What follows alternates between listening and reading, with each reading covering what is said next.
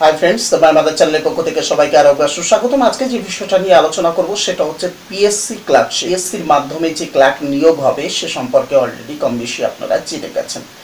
এবার এই ক্লার্ক নিয়োগের জন্য যে কথাটা এখানে বলা হয়েছে, নিয়োগের ক্ষেত্রে যে অনলাইন ফর্ম ফিল আপের ডেট দেওয়া হয়েছে সেটা হচ্ছে 23 তারিখ থেকে, অর্থাৎ আগামীকাল থেকে কিন্তু আপনার ফর্ম ফিল আপ শুরু হচ্ছে এবং 25 তারিখ অর্থাৎ মার্চ মাসের 25 তারিখ অবধি কিন্তু আপনি ফর্ম ফিল আপ করতে পারবেন অনলাইনের মাধ্যমে আপনি এখানে ফর্ম ফিল আপ করতে পারবেন।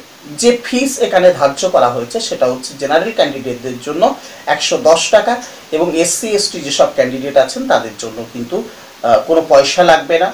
এবং তার সঙ্গে সঙ্গে আরেকটু বলে রাখি, একটা প্রসেসিং ফিজ আছে, সেখানে হয়তো 20 টাকার মতো একটা চার্জ সেখানে নেবে।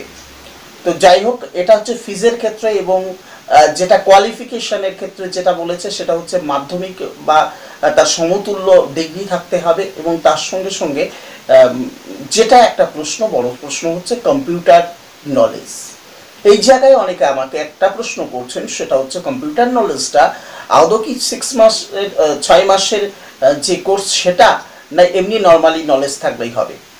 তো প্রথম কথা বলি, 6 মাসের কারো যদি কোর্স বা 6 মাসের কারো যদি কোর্স করা থাকে, অর্থাৎ সার্টিফিকেট কোর্স যদি করা থাকে, সেক্ষেত্রে আপনার কিন্তু কোনো প্রবলেম নেই। যাদের নর্মালি কম্পিউটার নলেজ আছে এবং যারা একটা নির্দিষ্ট টাইমের ভেতরে কিছু ওয়ার্ড টাইপ করতে পারবেন, তাদের ক্ষেত্রে কিন্তু এটাও গ্রহণযোগ্য, অর্থাৎ তারাও কিন্তু এক্সাম দিতে পারবেন। অর্থাৎ কম্পিউটারে যদি আপনার নলেজ থাকে এবং তার সঙ্গে সঙ্গে যদি কম্পিউটারে টাইপ করার যোগ্যতা আপনার থাকে, নিশ্চয়ই আপনি কিন্তু এখানে অ্যাপ্লাই করতে পারেন। বলে 6 মাসের যে কোর্সের কথা বলা হচ্ছে বা 6 মাসের যে কোর্স করার দরকার সেটা কিন্তু এখানে নয়, সেটার প্রয়োজন এখানে নেই। কম্পিউটারে নলেজ থাকলে কিন্তু আপনি অ্যাপ্লাই করতে পারবেন। তো এই হচ্ছে বিষয়টা। এবং এর সিলেবাস, এর যে পরীক্ষা পদ্ধতি, এ সম্পর্কে আমি পরপর আলোচনা করব।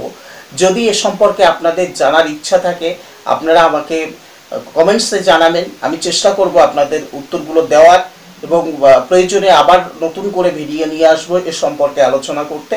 তো এর সঙ্গে একটু পরীক্ষা পদ্ধতিটা হালকা করে ছুঁয়ে যাই। পরীক্ষা পদ্ধতি হচ্ছে দুটো পার্টে হবে, দুটো পার্ট, প্রথম লিখিত দুটো পার্ট হবে এবং পরে একটা পার্ট হবে, অর্থাৎ ভাইবা, অর্থাৎ 3টে পদ্ধতিতে এখানে হবে।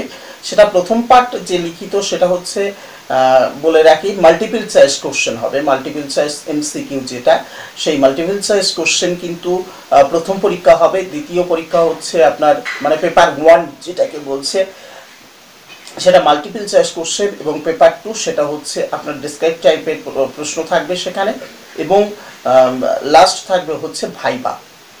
তো এই 3টেকে একসাথে করে কিন্তু রিক্রুটমেন্ট হবে, অর্থাৎ এই 3টে এক্সামের ফলস্বরূপ আপনি যা পাবেন, 3টে এক্সামে যা আপনার রেজাল্ট হবে, সেই 3টেকে একসাথে করে কিন্তু এখানে রিক্রুটমেন্ট হবে।